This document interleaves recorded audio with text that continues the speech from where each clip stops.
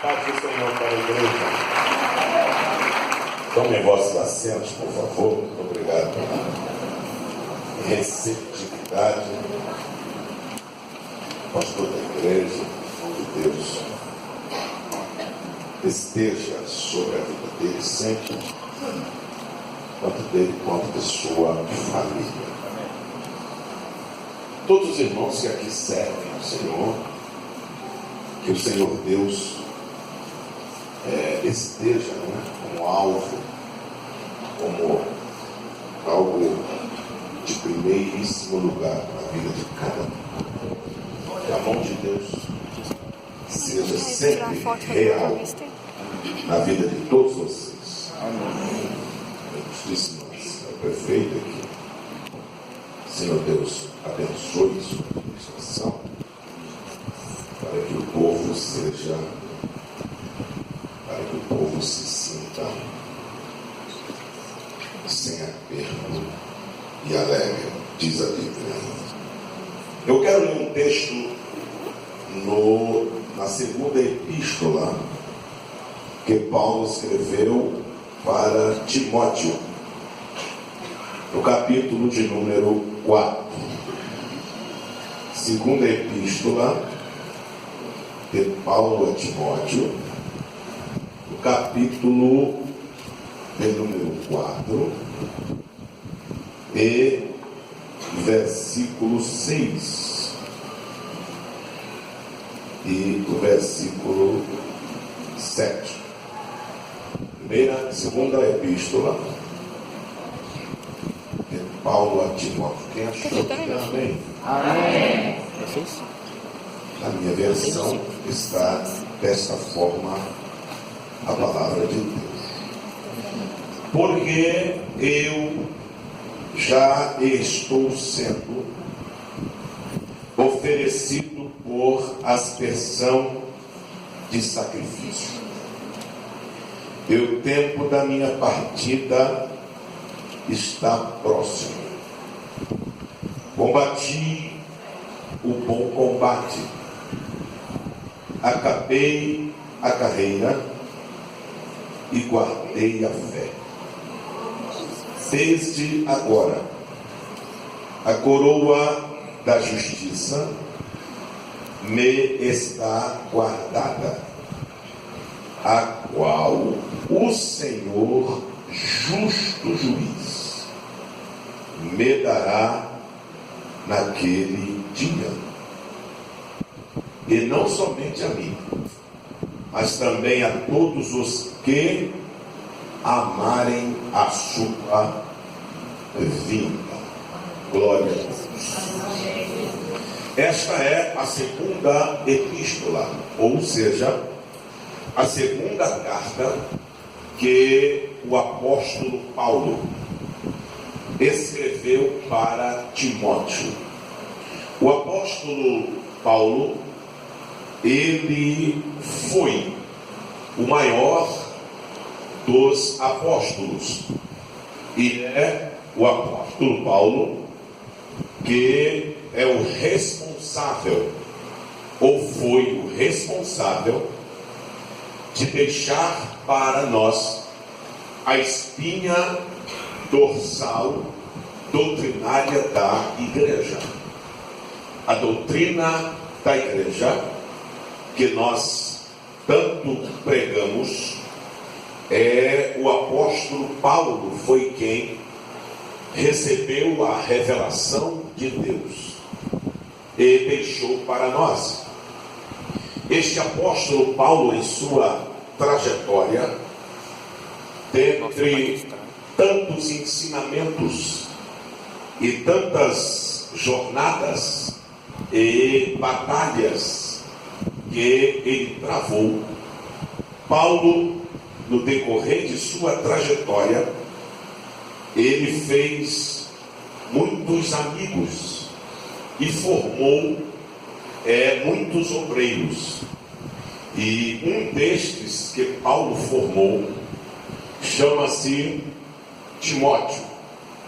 Dentre todos que Paulo formou, é o único que Paulo chama de meu filho na fé.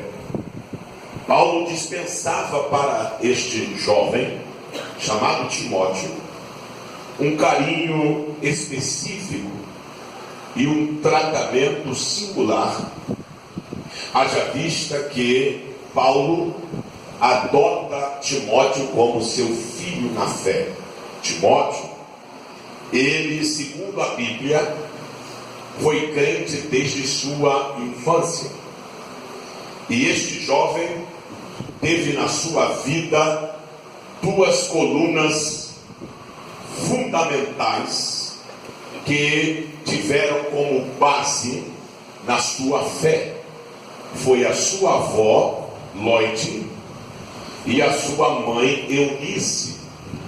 O mesmo Paulo destaca isso dizendo: meu filho na fé, Timóteo, sei que por certo que a fé não fingida, que habitou na sua avó Loide e também na sua mãe Eunice, por certo também habita em ti.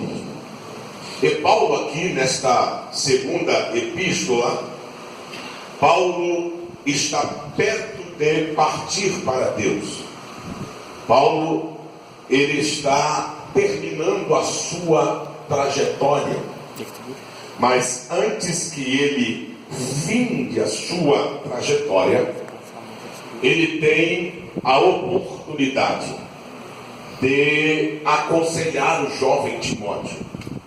E na segunda epístola, os 3 versículos que nós lemos, o apóstolo Paulo revela que ele está pronto e perto de partir para a eternidade.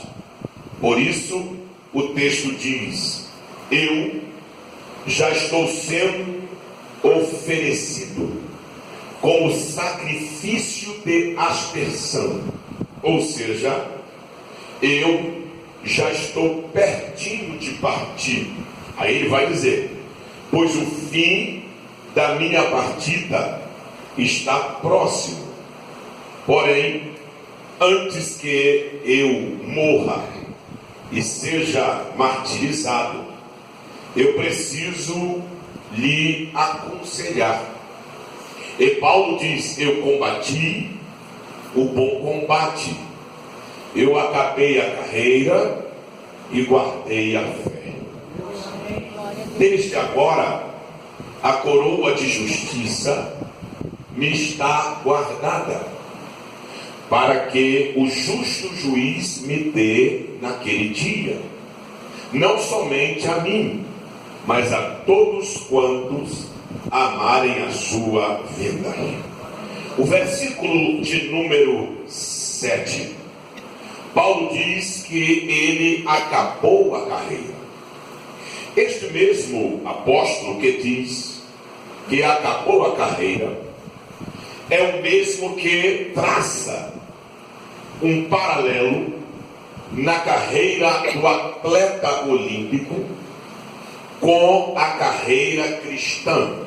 Vou repetir: este mesmo apóstolo, ele trata numa linguagem alegórica a carreira do atleta olímpico com a carreira cristã, e no paralelo que ele traça, ele diz: eles, os atletas olímpicos, correm por uma coroa corruptível, nós por uma coroa incorruptível. Então, quando Paulo faz esse paralelo, preste bastante atenção, Paulo está afirmando categoricamente que cada um de nós tem uma carreira.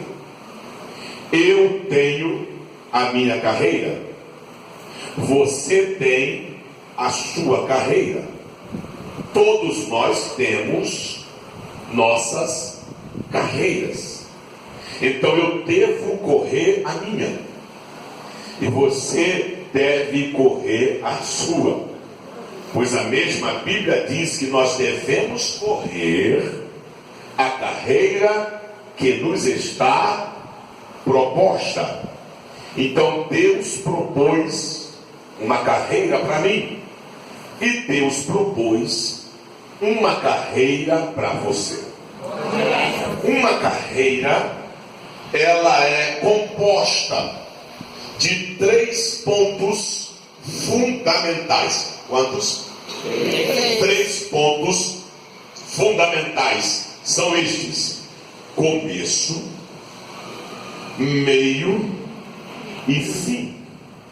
Toda carreira tem começo, meio e fim. E só tem um que sabe o fim desde o começo. O nome dele é Jesus de Nazaré.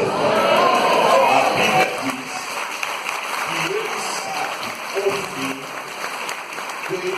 desde o começo. E por que é que ele sabe o fim desde o começo? Porque ele é Alfa e ele é o Ômega. Ele é o princípio e ele é o fim. Então esses 3 pontos cruciais são determinantes para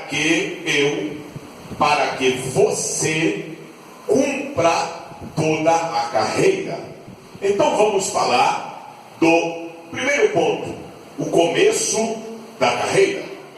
Veja o que diz a Bíblia no livro do Gênesis, no capítulo de número 1, versículo de número 1, diz assim: no princípio criou Deus os céus e a terra. Vou repetir e agora vou olhar a pontuação. No princípio, vírgula, criou Deus os céus e a terra. Ponto. O verso 2 começa: e a terra era sem forma e vazia, e havia trevas sobre a face do abismo, e o Espírito de Deus pairava sobre a face das águas. Aqui está o começo. Veja o verso 1. No princípio criou Deus os céus e a terra. Ponto.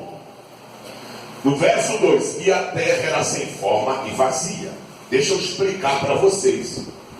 Deste ponto, pós a palavra terra, até o começo do verso 2, e a terra era sem forma e vazia, não existe ser humano, teólogo, inventólogo, curiosiólogo, seja lá qual for o termo que você vai usar, que possam explicar o tempo que existe entre o ponto depois da palavra terra para o começo do verso 2.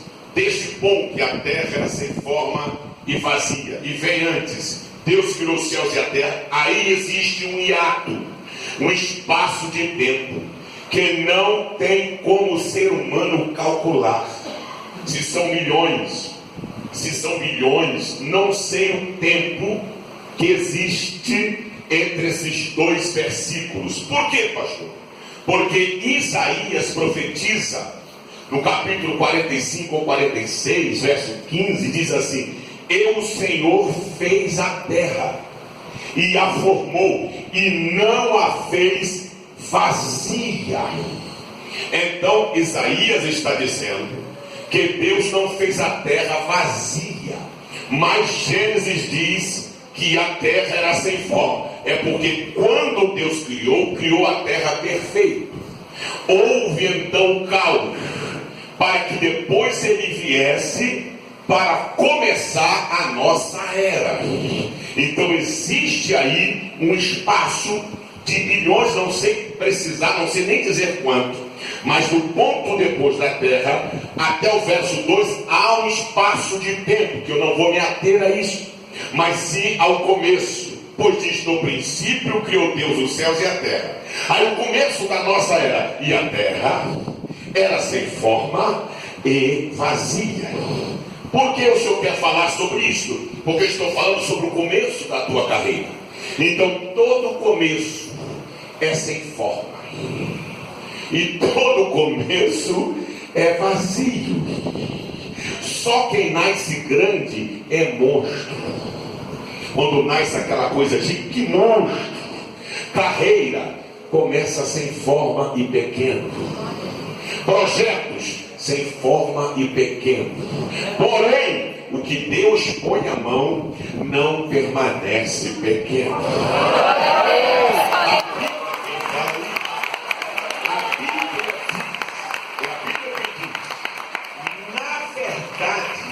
O teu princípio, começo, terá sido pequeno, mas o teu último estado aumentará sobremaneira. É mais? Diz a Bíblia: melhor é o fim de todas as coisas do que o começo delas.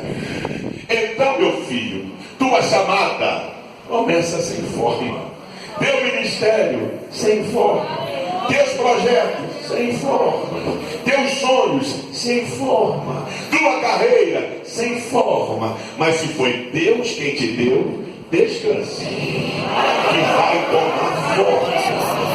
Glória ao nome de Jesus de Nazaré. Qual é a maior bênção que nós temos? A vida. Hoje, antes de você vir para a igreja, você foi no espelho, acredito, principalmente as irmãs, e deu uma ajeitada aí, não é? Você acha que esse seu rostinho bonito era assim quando foi gerado? Você acha que esse rostinho lindo, rostinho lindo, a namorada que ele falou hoje, foi assim. Quando foi gerada, o salmista disse, de um modo terrível, eu fui formado quando eu estava no ventre da minha mãe, sem forma. Oh, glória a Deus. Oh, aleluia. Foi o Senhor que me costurou no ventre da minha mãe. Foi o Senhor que fez os meus ossos se formarem. Aí ele diz, e quando eu ainda era líquido, fecundado, igual um girino pelo meu nome, tu já me chamavas.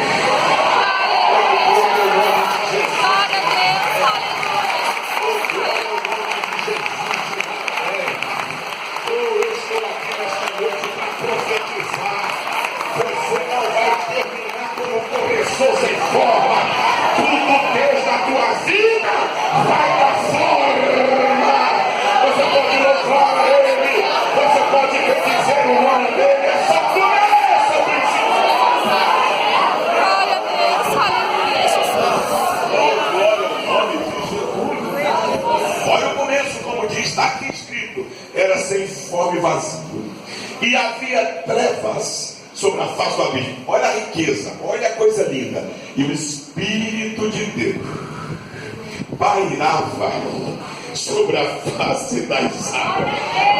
Esse termo pairava aqui no verso 2 é proteger, é preservar o que está sem forma, é guardar o que está vazio, é cuidar daquilo que não aparece com nada. E esse mesmo termo vai aparecer em Deuteronômio 32, quando lá está escrito assim, assim como a águia paira, guia, protege seus filhotes, assim Deus te guiou pelo deserto, ó Israel. A terra está caótica, presta atenção, a terra tem forma, a terra está vazia. Quem olha vê uma coisa que não tem forma, mas Deus diz, Espírito, fica ali, não deixa ninguém mexer, porque eu tenho uma obra nisso que está sem forma, eu tenho uma obra nisso que está vazio. Quem olha para ti diz, está sem forma o começo, está sem forma a chamada, está sem forma o sonho, está sem forma o projeto, mas sou especialista em dar forma o que não tem forma e encher aquilo que está vazio. O que determina num voo não é a decolagem, o que determina num voo é o tempo de voo, a duração. Não adianta decolar rápido e voar pouco. Não adianta pegar o supersônico e daqui a pouco voar um pouquinho e cair. Tem gente que pode ter começado depois de você e já até passou você, mas preste bastante atenção, deixa ver até onde ele vai. E você vai no seu teco-teco, passando por você, e o barulho da turbina e o vento que ela joga para trás, que suga, pegou teu aviãozinho, até balançou, mas lá vamos nós, firmes e constantes, sempre abundantes, na obra do Senhor. Quem sustenta a tua decolagem é Deus, e quem determina o tempo de voo também é o Deus Todo-Poderoso. Recebe aí, vai!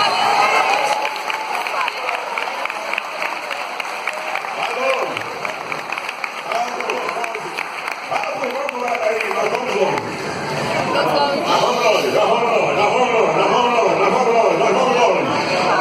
O começo da carreira é sem forma.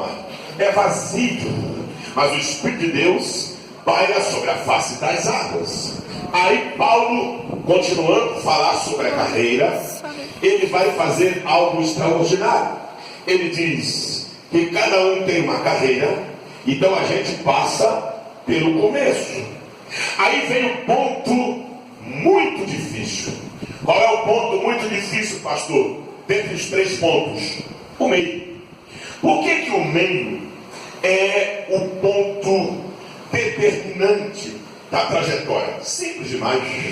O meio é mais difícil que o fim. O meio é mais difícil que o começo. Por quê? Vamos analisar. Porque o meio fala do tempo que você já correu e do tempo que ainda falta. Com uma diferença: você já se desgastou. Você não tem a mesma força quando você começou. Você está no meio. E quando você chega no meio, você sabe que o que ainda falta, você já correu. E você tem ciência. No meio, dá vontade de parar. Olha, fica tranquilo. No meio, dá vontade de chutar o balde. No meio, dá vontade de largar tudo pro lado. Lá eu quero saber disso não. Pastor, eu já senti isso. É a maior certeza de que Deus é na tua vida. Pastor, eu pensei que fosse sinal de fraqueza. Não, que é isso, irmão? É sinal de reconhecimento de tua miserabilidade. Eu fico preocupado quando alguém arrebenta a camisa, se arrebenta e diz: super-homem. Super-homem. Sinto peso de nada. Super-homem, tiro de letra. Super-homem, isso aqui é fácil. Ou então Mulher Maravilha, isso aqui é fácil, tiro de letra. Aí eu fico desconfiado. Mas quando você diz: tá pesado, tá difícil, meu Deus, é muita coisa. É Deus dizendo: você só consegue porque eu sou a tua. Oh, glória ao nome de Jesus de Nazaré. Oh, glória ao nome de Jesus de Nazaré. Jesus chamou 3 amigos íntimos, Pedro, Tiago e João, e falou algo que os caras quase se desviaram. Jesus não pensa assim: eu estou triste. O Pedro deve ter regalado hoje assim: como é que é? Se aquele que veio para me dar alegria diz que está triste e ainda me chama para orar com ele, eu estou bonito.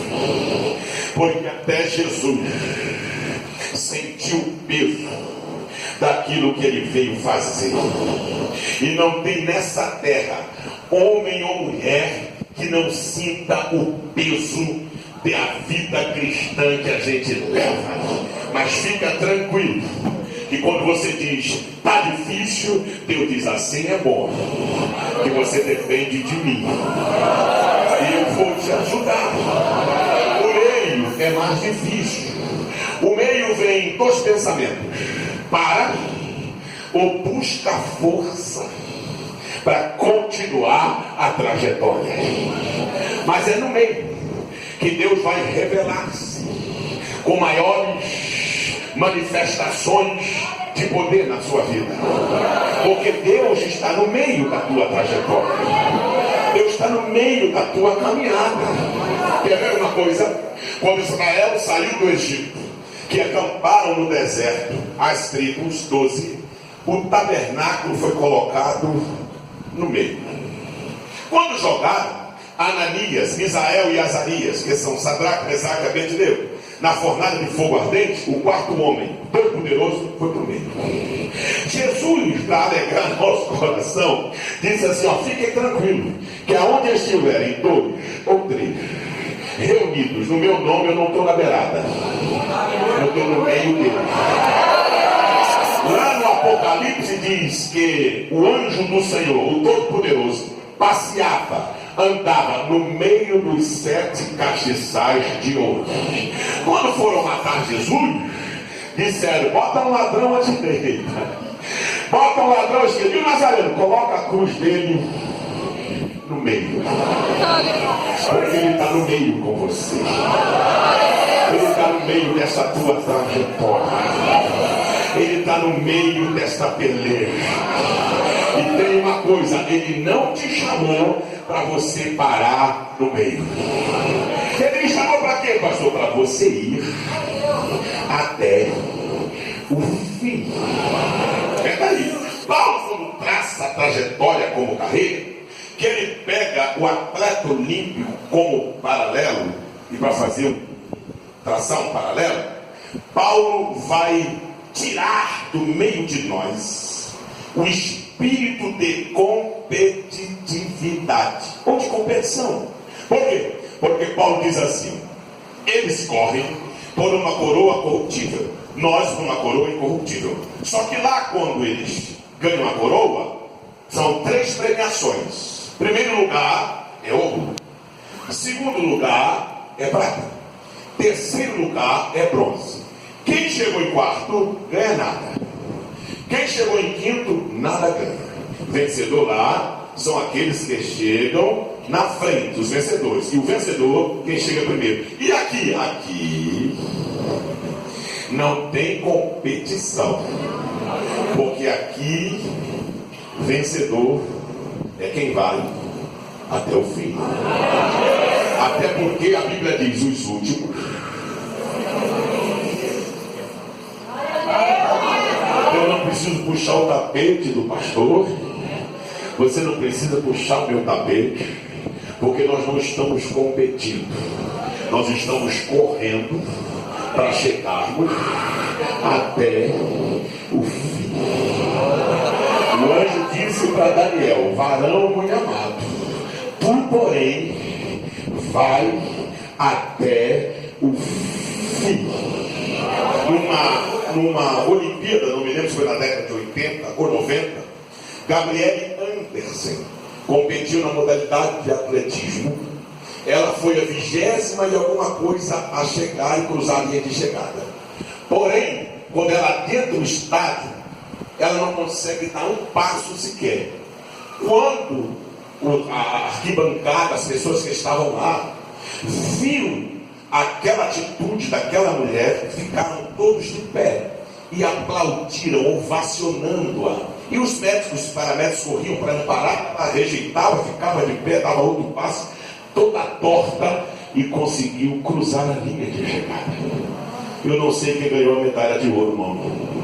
Nem que ganhou de prata, nem de bronze, mas o nome dela depois do 20º lugar. Por que o senhor sabe? Porque ela foi até o fim. Deus não está esperando você chegar primeiro. Deus está esperando você ir até o fim.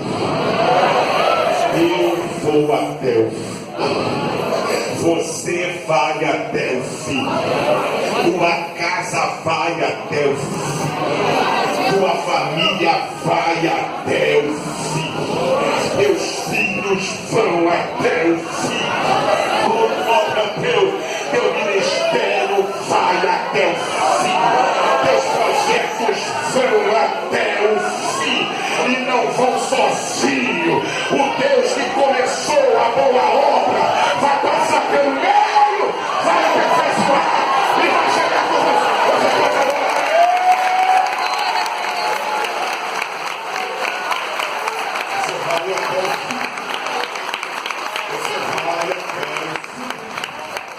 Você vai até o fim. Você vai até o fim. Você vai até o fim.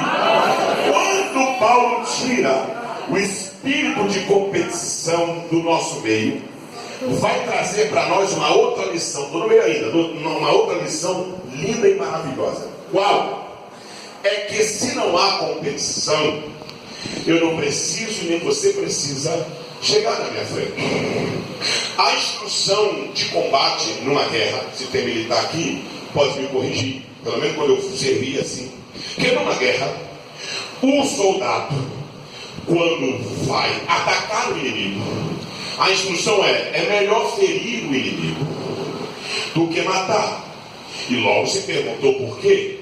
Então o instrutor disse que quando você mata, você tira um de combate. Mas quando você fere, você tira 2. Por quê? Porque soldado não deixa o outro para trás. Um soldado não deixa o outro para trás. Por que aqui não há competição? Porque se um for ferido, não vai ficar para trás. Jesus disse: quando vocês forem, vão de 2 em 2. Porque se um cair, o outro estende a mão e diz: vem, vou te ajudar. Eu vou orar com você. Eu vou lutar com você. Eu vou chorar com você que chora. Mas quando você sorrir, eu também vou sorrir com você que estiver sorrindo. Oh, glória ao nome de Jesus de Nazaré. Você pode louvar ele. Você pode adorar ele. Então esse, o meio. No meio a gente precisa de quê, pastor? De força. No meio a gente precisa de quê, pastor? De renovação. Olha o que diz o profeta Abacuque. Ele diz assim: eu ouvi a tua palavra, ó Senhor, e temi. Aviva a tua obra. Aonde? No começo? Não. No fim? Também não. Aonde? No meio. Oh, glória a Deus. Oh, glória ao nome de Jesus. Há um avivamento para você que está no meio. Há um renovo de Deus para você que está no meio. No meio dessa trajetória, Deus vai renovar as tuas forças. Por quê, pastor? Porque uns, artigo indefinido, confiam em carros, e outros também definidos confiam em cavalos. Mas nós faremos menção do nome do Senhor dos exércitos. Aleluia! Uns, artigo indefinido, se curvam e caem, mas nós estamos de pé. Glória ao nome de Jesus. Aquele que espera no Senhor renovará a sua força. Você pode adorar Ele. A vida.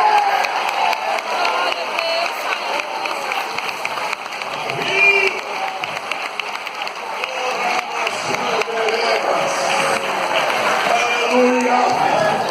Aleluia. Há um renovo de Deus aqui para a tua vida. Há um renovo do Espírito Santo de Deus para a tua casa. Aleluia. Oh, glória a Deus. O patriarca Jó, ele disserta esse assunto de renovo lá no capítulo 14. O patriarca Jó dá uma aula, porque Jó, ele estava numa fase difícil, uma provação terrível. Vocês conhecem a história de Jó. E a partir do capítulo 14, verso 1, ele começa a conjecturar sobre sua vida. E ele vai chegar a uma conclusão. Ou seja, ele quer morrer. Porque diz assim: oxalá, queira Deus, que eu me escondesse numa sepultura. Só pode se esconder na sepultura quem está morto. Até que passasse de mim toda essa situação. Aí pode. Vem uma prova aí, Elcio. Morri. Passou a prova. Estou de volta. Vem uma luta aí, Elcio. Morri de novo. Passou a luta. Opa, estou de volta. Podem vir quantas lutas quiserem vir. Morrer e acabou. Mas só que Jó quer saber se ele morrer. Também não é bobo. Ele pode voltar. Então diz assim: morrendo o homem, 14, porventura tornará a viver. Mas no versículo 4, 5, 6 e 7 do capítulo 14, ele busca um referencial na árvore. E ele faz a comparação. Ele diz: eu estou vendo aqui, Senhor, que a árvore, o homem, a árvore está ganhando. Porque a árvore nasce, cresce. Se for cortada no tronco, e se o tronco apodrecer, eu estou vendo aqui, Senhor, que é o cheiro das águas. Brotará renovo. Por quê? Porque a árvore primeiro ela cresce para baixo, para depois crescer para cima. A árvore aqui é o crente. Você não pode crescer para cima primeiro. Primeiro cresça para baixo. A força da árvore não está em seu caule, não está em seus frutos, nem em suas folhas e nem em seus galhos. A força da árvore está nas suas raízes. Quanto mais profunda for a raiz, mais difícil é de arrebentar. Assim é o crente, assim é a igreja. A igreja não cresceu para cima primeiro cresceu para baixo. O que é isso, pastor? Está na Bíblia. Tiraram Jesus da cruz, morto, é claro, colocaram no sepulcro. Paulo diz, lá ele não ficou. Foi aonde desceu? Desceu. Foi aonde? Foi lá embaixo. Lá no Hades, botar a raiz da árvore chamada igreja. Se Satanás, eu estou aqui porque quero, eu estou aqui porque posso, eu estou aqui porque sou Senhor, estou aqui porque obedeci ao Pai, estou aqui para esmagar a tua cabeça, e onde fica a minha igreja, e as portas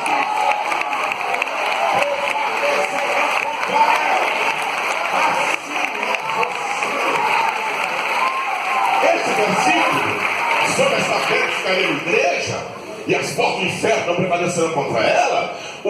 A interpretação não é como se muitos se falam. Meu diabo aí, igreja.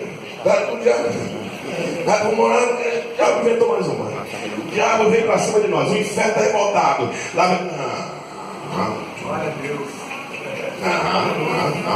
Não. Nem quando Israel saiu do Egito, Israel saiu fugido. Porque povo de Deus não foge. Tem uma hora que a Bíblia manda você fugir da aparência só. Mas do diabo quem tem que fugir é ele. Êxodo 13:17 diz, aí aconteceu que quando o faraó deixou e o povo, ninguém saiu fugindo, o faraó que deixou, porque Deus moveu e ele deixou. Então não é assim, a igreja acorda e lá vem o diabo, não. Sobre essa pedra edificaria a minha igreja, as portas do inferno prevalecerão contra ela. Como é que é isso, pastor? A igreja está edificada e o diabo está na frente. E quem vai para cima? A igreja. Quanto mais a gente avança, mais ele arma. Ele vai armando e a gente vai vencendo. Ele vai inventando, nós vamos vencer. Aí, Satanás só tem duas opções para você. Quais são? Sai da frente. E se não quiser sair, já estou com pena de você. Porque essa igreja vai passar por cima. Porque não estamos desce para baixo. Está difícil crescer para cima, é assim mesmo. Desce para baixo. Já faz tempo que tu canta, ainda não cresceu para cima. Fica tranquilo, está crescendo para baixo. Já faz tempo que tu prega, não cresceu para cima. Fica tranquilo, está crescendo para baixo. Já faz tempo que tu é crente, falamos assim, ainda está nessa mesma, ninguém sabe não, que você está crescendo para baixo. Daqui a pouco começa a crescer para cima. Oh, glória ao nome de Jesus. Vai crescendo. Aí vem o lenhador de Jó, capítulo 14. Corta a árvore no tronco. Aí o tronco fica. O tronco apodrece. Acabou.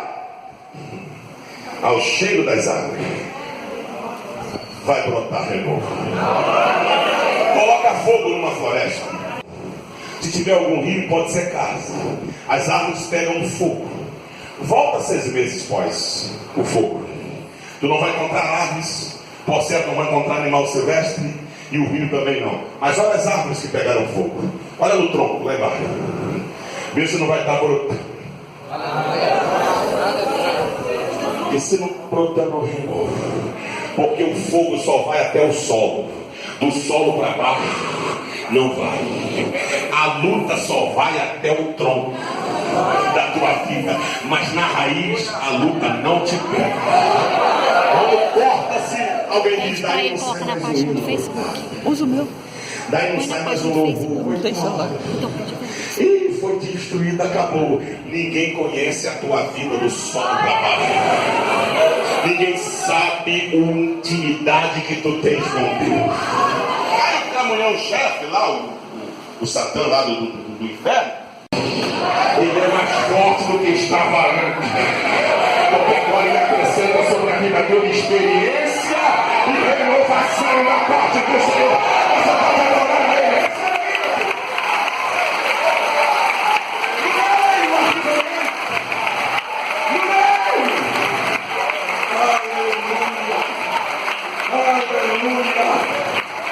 Aí Paulo vai continuar falando da carreira e ele vai chegar no fim da carreira.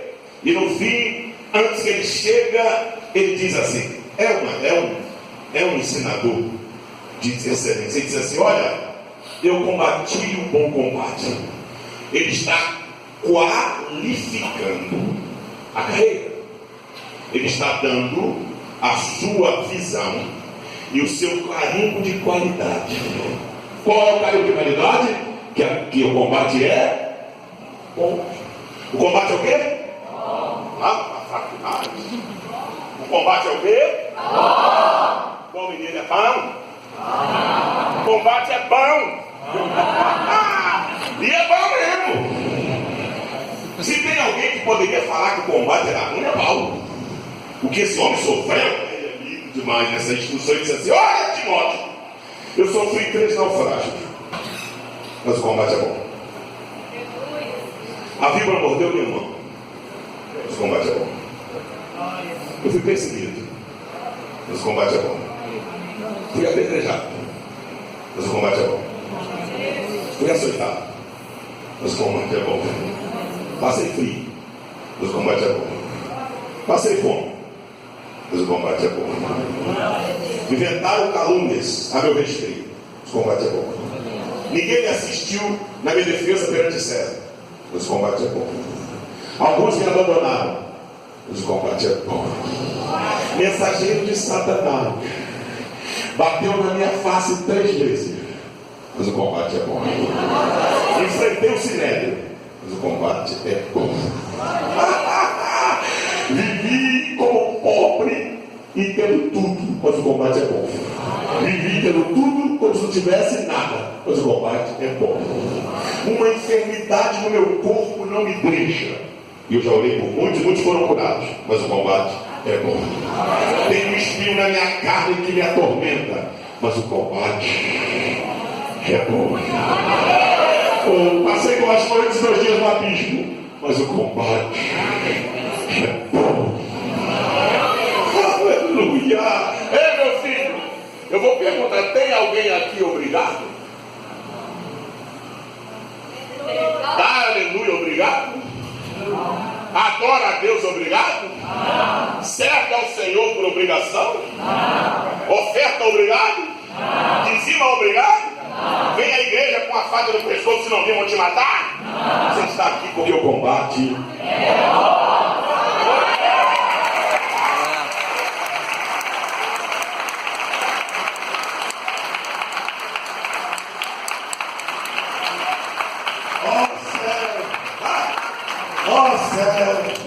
Ô vida desgraçada, essa vida de crente, ô vida miserável, mais um curso, mais uma viagem.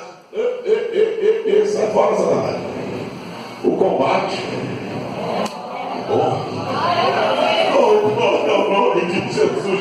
Sofre, pois, comigo as aflições de um bom soldado de Cristo, que não tem do que se envergonhar e que maneja bem a palavra da verdade, porque o combate é.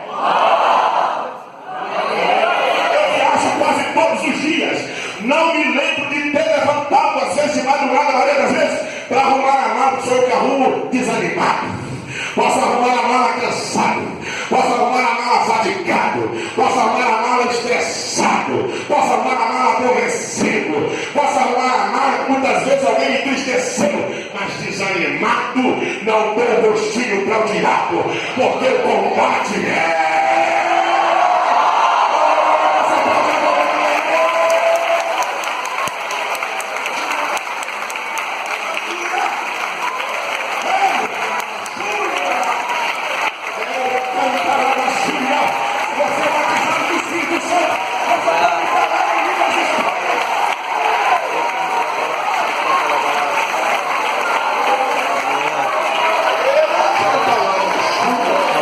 Aleluia.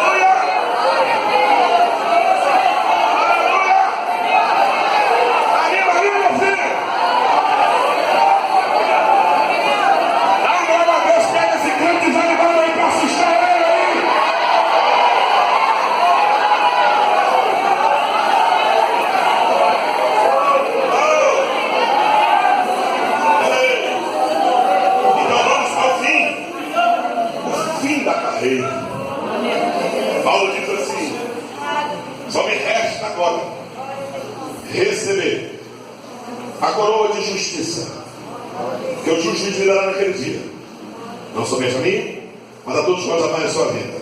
Aí começa, verso 9: procura de ter comigo depressa. Você fala com Timóteo, ele, depressa. Porque, olha, que Demas me desamparou, foi abandonado, amando o presente século, e foi para a Tessalônica. Crescente foi para a Galácia, Tito para Damasco. Estou sozinho, só Lucas ficou comigo, o amado médico. Toma Marcos e traz-o contigo, porque ele é muito útil para o ministério. Que coisa linda. Também enviei Tiquito a Éfeso. Quando você vier, ou quando vieres, passa em Troade, na casa de Carpo, porque eu deixei 3 coisas lá. E tragam para mim, me traga a capa, os livros e os pergaminhos. Timóteo, eu comecei com a capa, passei pelo meio com a capa, e quero terminar com a capa. Passei pelo meio, comecei com os livros, passei pelo meio com os livros, e quero terminar com os livros. Comecei com os pergaminhos, passei pelo meio com os pergaminhos, e quero terminar com os pergaminhos. E foram valiosíssimos em toda a minha carreira. E eu não quero terminar sem essas 3 coisas. Primeiro eu quero a capa.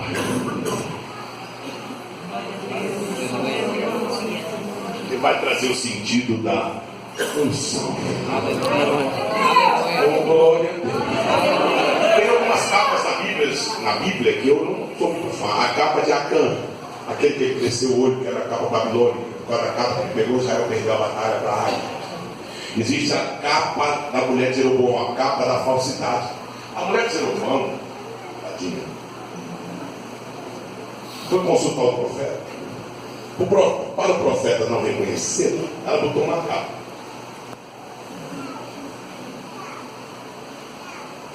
E foi para cá do profeta. Antes que ela entrasse, o profeta gritou lá dentro: entra, mulher de Jeroboão!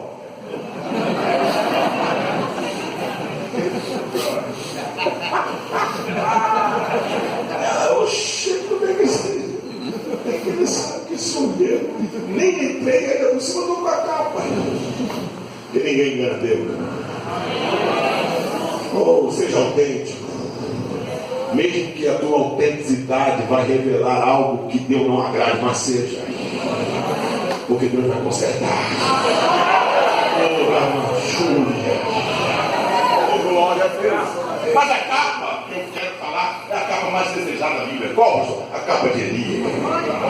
Eliseu, presta atenção, está arando terra. E Elias passa perto de Eliseu, pega a capa e faz assim.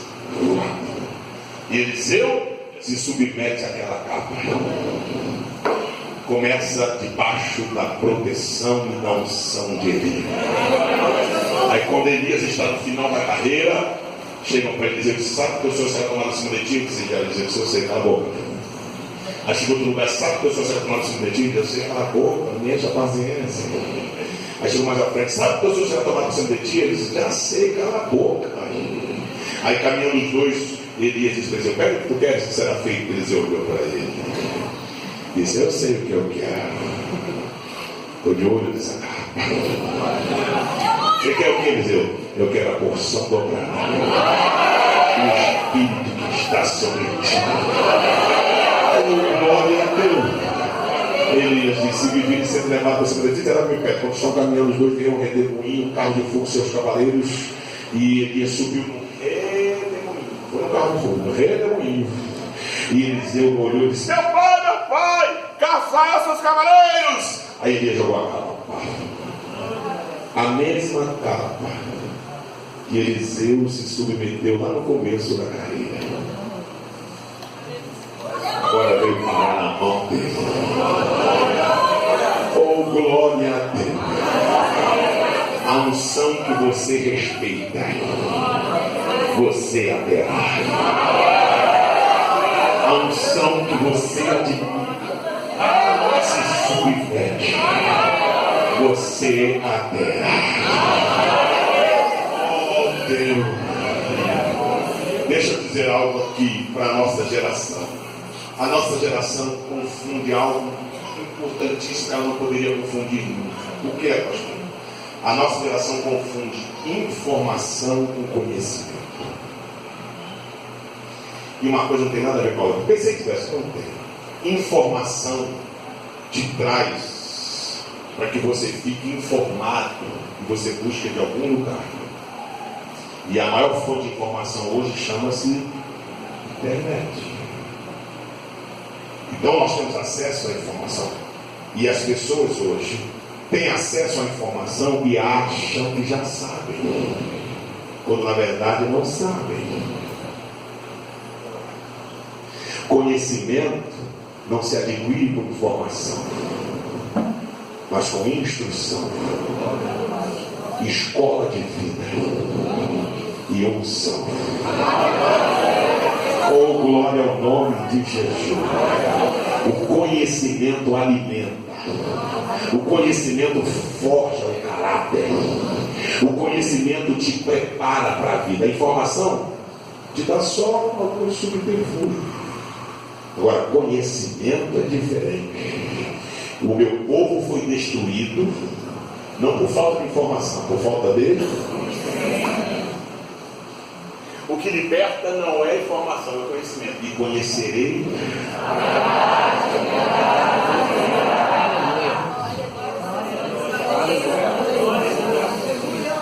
Aí Jesus pega o Pôncio Pilatos, que era uma raposa velha. Pilatos, raposa velha. Pilatos foi criado nos bastidores de Roma. Pilatos era um sujeito político, nato, pá. Aí quando bateu de frente com o carpinteiro.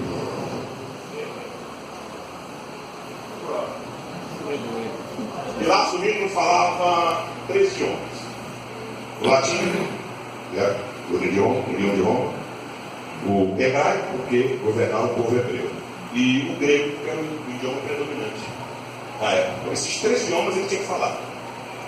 Os 3, para governar o povo hebreu, ele tinha que falar. A cultura impulsionava o camarada a falar o grego, e o latim era dele. Era fera. Quando bateu de frente com o Nazareno, carpinteiro. Tu és o rei de Deus? Tu dizes. Eu sou apaixonado por Jesus. Estou apaixonado demais. Aí vai abrir a pauta de negociação. E todo político gosta de negociar. Não fala mais nada. Pensei que governava o Brasil era o presidente, descobri que é o Dedé. Aí, todo político gosta de negociar. Aí, quando foi negociar, abriu a porta de negociação, né?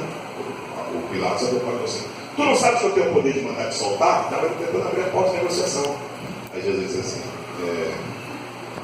baixa a tua bola, porque nenhum poder tu teria se do alto não fosse ligado.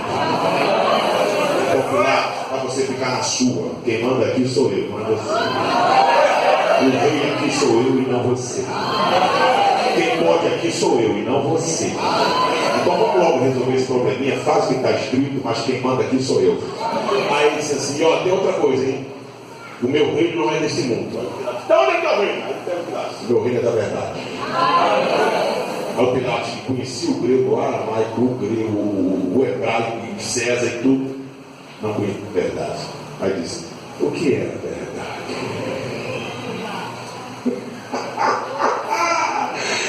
Não obtenha somente a informação, tenha o conhecimento. A mesma unção que Eliseu se submeteu, agora cai na mão dele a unção. Ele pega a capa, chega no Jordão, olha para as águas e diz: onde está Deus de Elias? Aí as águas. Os filhos dos profetas que obedeciam a Elias olharam para Eliseu e disseram: o Espírito que estava sobre Elias agora repousa sobre Eliseu. Vieram e o serviram. Porque quando você se submete a uma autoridade, quando você a tiver, eles também se submeterão a você. Você pode orar na palavra.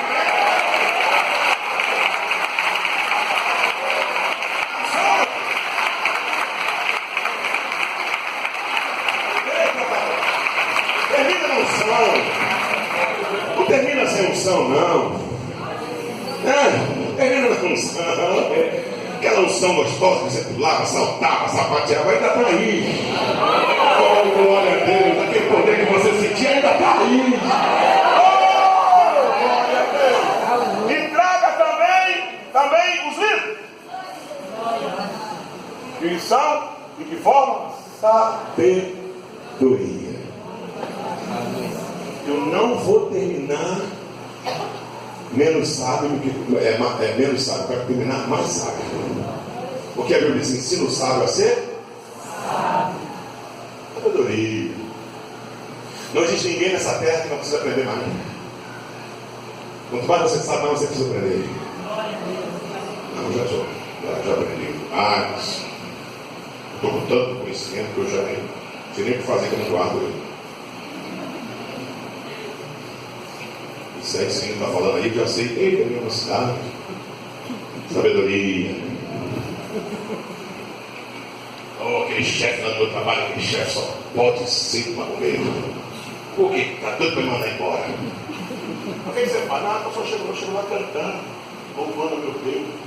Aí daí, vai com uma placa lá que não pode. Se não pode, você já cantando?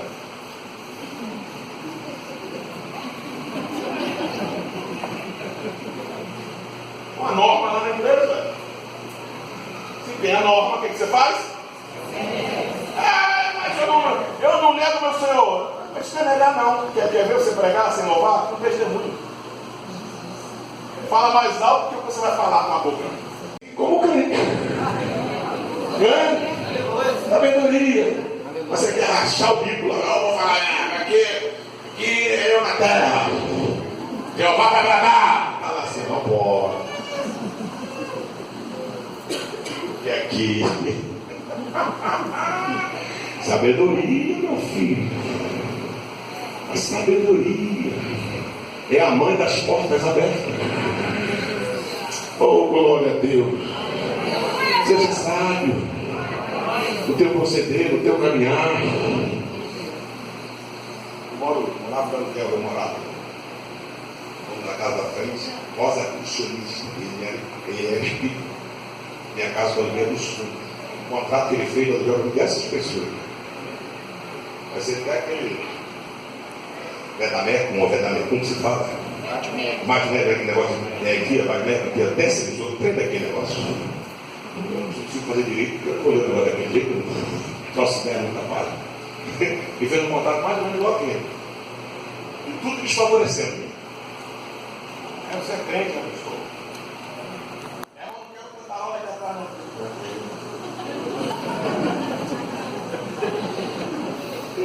não vai ser de gente aqui para fazer tudo. Entendeu? Só fica tranquilo. Toda vez que botar no contrato. São 2 horas de garagem. A sua é a de trás. Fica no relento, viu? É bom. Porque o evangelho é esse. É mesmo? O meu não é, mas não. Eu até vou decorar o seu.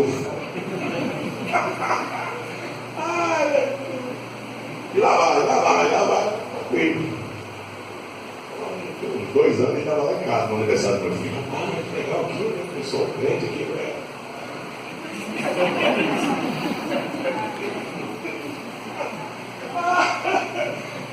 E tal, passou uns 4 anos. Aí ele me chamou e disse: ô, Será, você vai preparar essa casa? Seguinte, essa casa frente aqui, falei com Maria, minha esposa, ela tem que ser sua. Mas é bem longo que fez o contrato.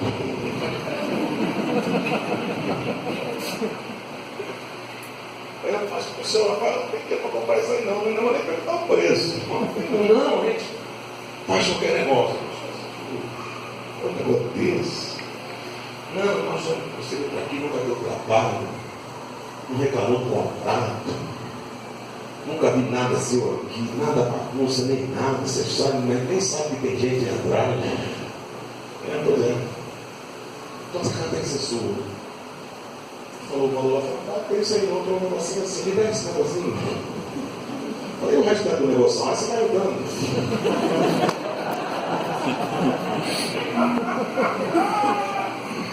Você é crente? Deus vai te ajudar. Ensina aí, meu filho, negócio fechado. assinado no bilhete. Use a sabedoria. Eu sei que tu é pentecostal. Está travado, olha no toque. O Espírito vai falar através do toque. E traga os livros. E principalmente os pergaminhos, que é a palavra de Deus. Eu não vou terminar sem a palavra de Deus. Eu, pastor Elcio, assim, sou radicalmente contra usar esta tribuna do tempo da pregação para falar de outra coisa que não seja a palavra de Deus. Oh Espírito, palavra genuína, sem mistura, sem enxerto. Você não vem aqui para ouvir cabala, você não vem aqui para ouvir midrash, você veio aqui para ouvir a palavra de Deus. Oh, glória ao nome de Jesus. Mas no Rio de Janeiro o cara não pode enfrentar um trânsito infernal como era lá.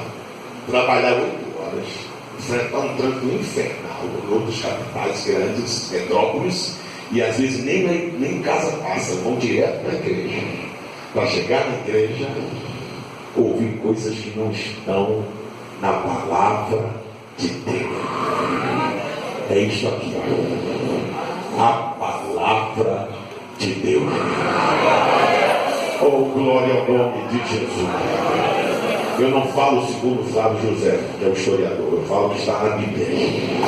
Eu não falo segundo Sócrates, segundo Platão, Washington, seja lá quais são os filósofos mais influentes dentro da nossa história. Eu falo que Jesus falou.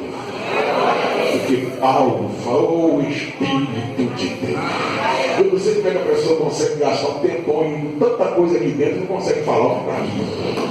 Você precisa ser alimentado da Bíblia, palavra do Deus Todo-Poderoso, palavra que exalta, que abate, que renova, que restaura, vivifica, purifica, santifica, revela, abrange, estende, alcança, bate, levanta, apoia, move, remove, comove, dissolve, tem, contém, retém, põe, propõe, repõe, e dá, faz, refaz.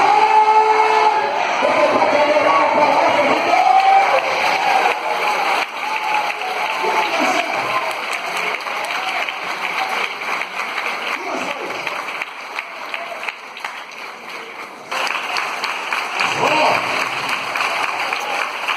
Oh, glória ao nome de Jesus.